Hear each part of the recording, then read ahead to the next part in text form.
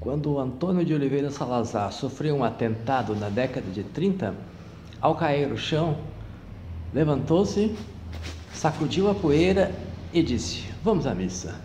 Entrou na igreja, assistiu à missa e, ao descer as escadarias da igreja, foi fotografado, e essa foto estampada nos jornais no dia seguinte, com o nosso ídolo, nosso presidente do conselho.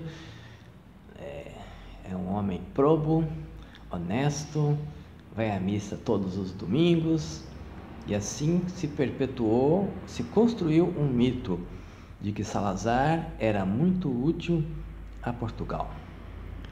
Em 1970, o ditador morreu com as mãos cobertas de sangue.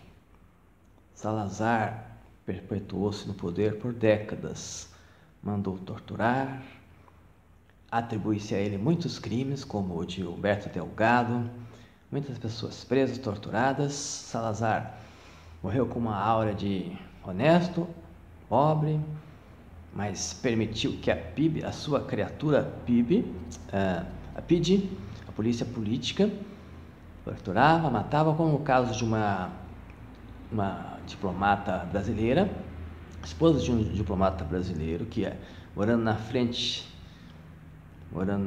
da polícia política, ali nas imediações da Praça Camões.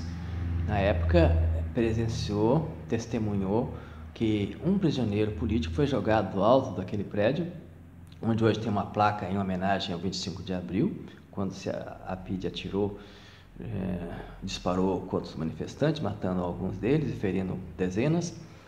Exatamente ali naquele local, essa esposa de diplomata assistiu uma cena de violência onde a pessoa foi atirada e morta.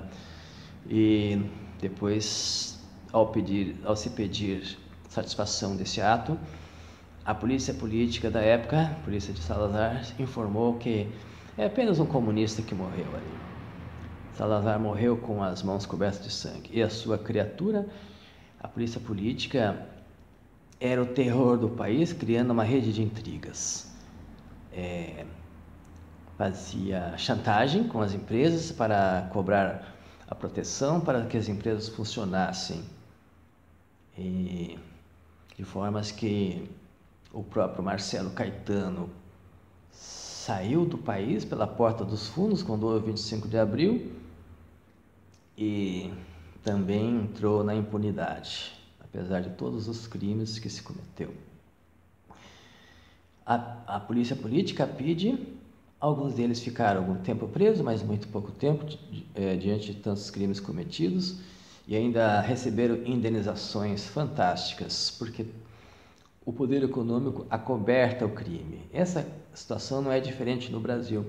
Eu faço comentários a propósito do que escreveu no meu canal o Diniz Madeira, dizendo que se for comprovado que o Lula é culpado, que seja condenado, né?